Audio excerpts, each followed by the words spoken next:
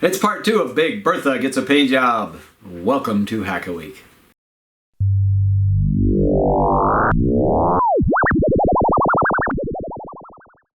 So I've doused the overhead light for a minute. We've got some light shining from the side and you can see that seam right there. It just shows up as a little bump. If I take a flat sanding block and just focus on only sanding the high point of that little seam, you can see right here how it's starting to go away. So if you go a little at a time and just watch it as you go, and you won't over sand it and make a flat spot. And then what you're after is to just get a nice transition with no low spots or no visible seam anymore. So after that seam is gone, you just take some sandpaper and hold it in your hand like this. And if you just allow it to follow the contour of the nose cone, then you can just eliminate any sanding lines and get something that looks nice and smooth and even. Now that we have the nose cone all nice and smoothed out, we'll do a bit of prep on the rest of the body and the fins with a flexible sanding disc. This is foam backed, and then on this side is a very mild abrasive. So we can just do one more quick pass over the fins with this. And we're going to do that to all 4 fins, and the body is pretty shiny on these, and I like to do just a little bit of a sand on them. Don't go too much because they can get fuzzy on you if you break through that plastic coating that's laminated on it. That's why I like these. They do a nice job of just giving me a little bit of a rough surface for the paint to bite in. It just helps with the adhesion of the paint. And that's really all that's required right there. That wraps up the sanding. Now I need to get that dust off from here. There's a couple of ways to do that. If you have a little bit of compressed air, that definitely helps. I do have that out in my garage. That's what I'm going to blast this with. Or you can take an old paintbrush that's dried up and just give it a brush everywhere, and that'll knock off a lot of the dust. Get as much of that off as you can, and then we'll be ready to start spraying some primer. One more thing, I make these painting sticks out of dowels, wrap them with some tape until you get to the diameter of the engine size on your rocket, and then you can just insert it into the engine mount just like it was an engine.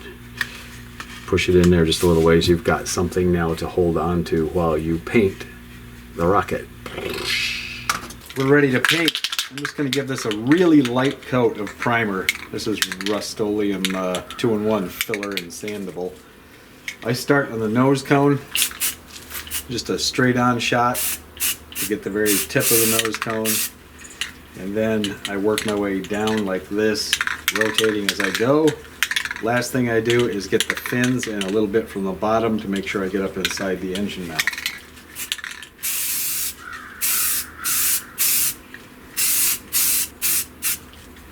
Then from the bottom edge, get these edges and up inside the motor mount.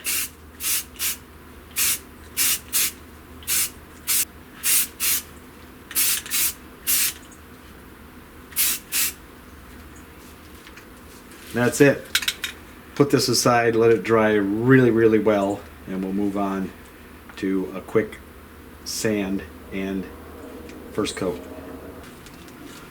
So we are all ready to go with priming and sanding, and now I'm going to give it a coat of white because of course we're going to paint yellow. We need white underneath.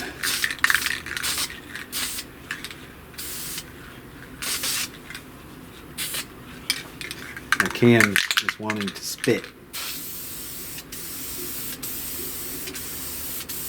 And that is a good enough coat of white as a base for the yellow and the black. Mostly the yellow. So we're going to let this dry really good overnight. Come back to it later. Final coat, supervised by Pink Flamingos.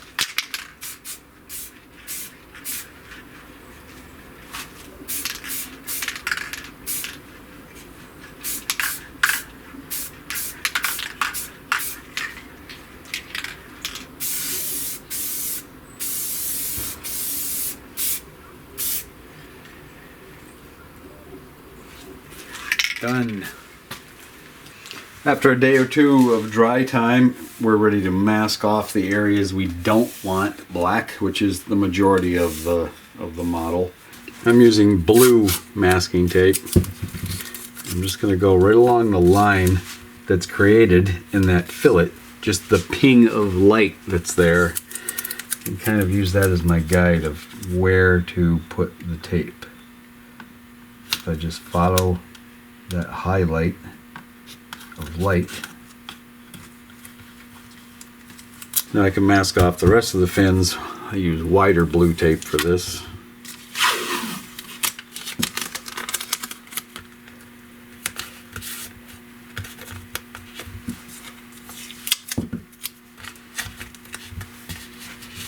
That takes care of the bottom.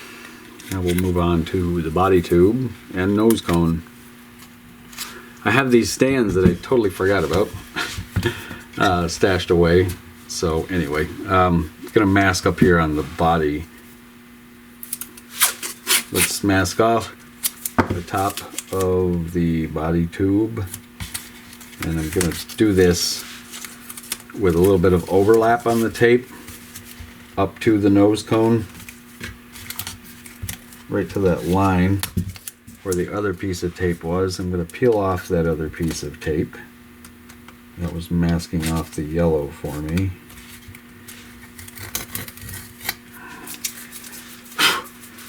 And clean up any little paint line that's there with my fingernail. Alright, let's push that back down and then just squeeze this blue tape into place. And what I'll end up with, let me pull that back out a little bit. Put it right about there and then stick the tape to that line. That way when this goes black, the nose cone, a little bit of it underneath goes black, so if it's up away from the body tube a tiny bit, it won't show. Let's mask this off with newspaper. I've got a couple sheets here.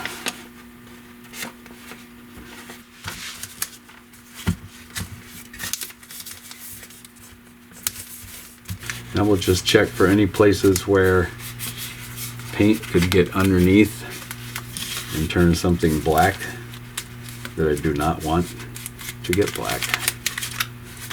Competing with weed whackers.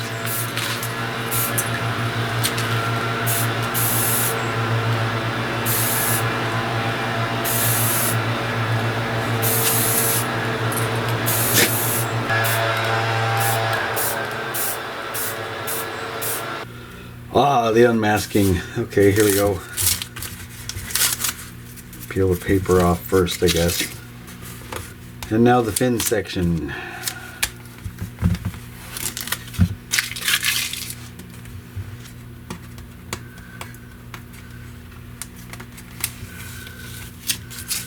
And the nose cone is last.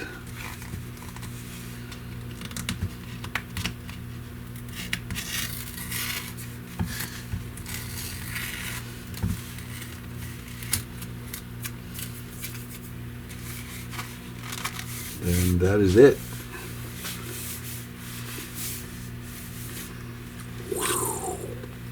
Well, now that's a pretty good looking rocket. I like it. We got some decals on there next, and we will be ever closer to being able to launch it. Time for some decals on Big Bertha. I've got a decal sheet here. I'm going to cut out my decals.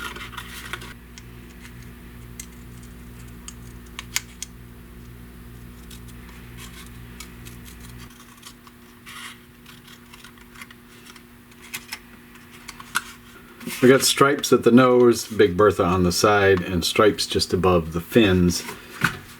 For the nose, I can just pull the cone out a little. Take my blue tape and I'm going to tape a line around here so that I have a reference point to put the decal on to. I'm mostly right-handed, so I'm going to switch sides here.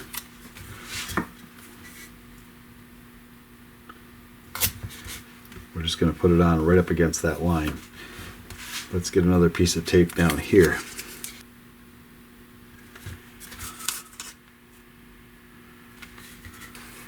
I've got one set of decals here, the stripes cut ahead of time, right at the edge of where the color starts, not beyond that. It's clear beyond that if you look at this when it's peeled apart. So I dip into some tepid water, meaning about body temperature, a little warmer maybe, but not hot. We're gonna let that set a few minutes. It's been in there about a minute. Let's take a look. If it's ready, it should start to be peeling off the paper, and that it is. See where it can just slide around on the paper. Now, I'm going to take a sponge and just pre-dampen my surface a little bit. I'll take one edge of this and slide it off from the backer paper just a little bit. And I'm going to go ahead and start right in the middle of the launch lug.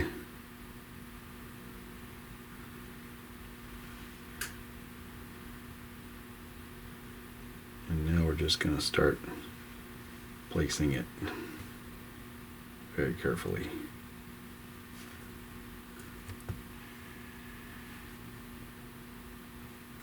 So we go all the way around.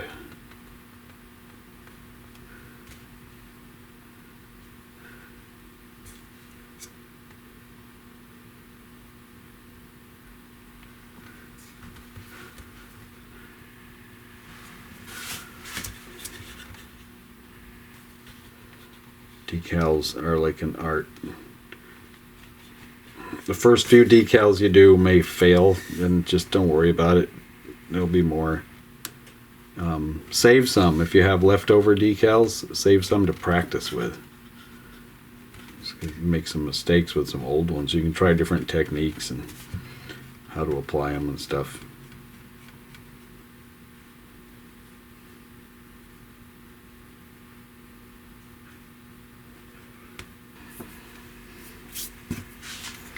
There we go. This is the fun one, of course, because we get to name the beast. All right, Bertha.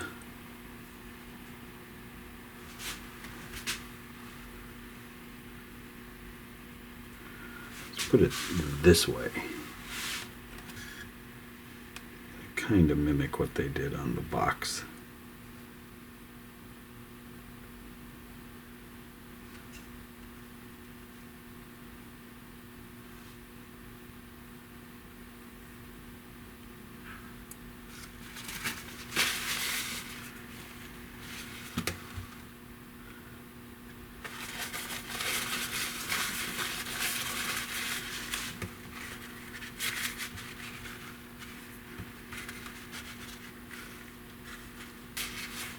Beautiful. Big Bertha is done. Big Bertha is just about ready for launch. We've got a parachute in there. We've got a motor mount. We can put a motor in here and ignite it and it'll go. But there's all kinds of things that have to happen inside first. Launch prep, really important. And there's also one more step we've got to do with this before we put it into the sky. And we're going to do all of that in the next episode. That's when I'm going to balance this out, get the center of pressure and the center of gravity in the right places by adding some weight to the nose, most likely, and then we'll launch it. So that won't be too many days from now, I promise. Thanks for watching this video. If you did like it, share it and subscribe to the channel. And don't forget to click that link down there and buy an Estes Rocket with my blatant plug of, there's the link right down there. There it is. And you can click on it and then you can order a rocket and you can build one. And if you build it quick enough, you can launch it with me in a few days. Okay, anyway, thanks for watching. Until next time, you knew this was coming, right?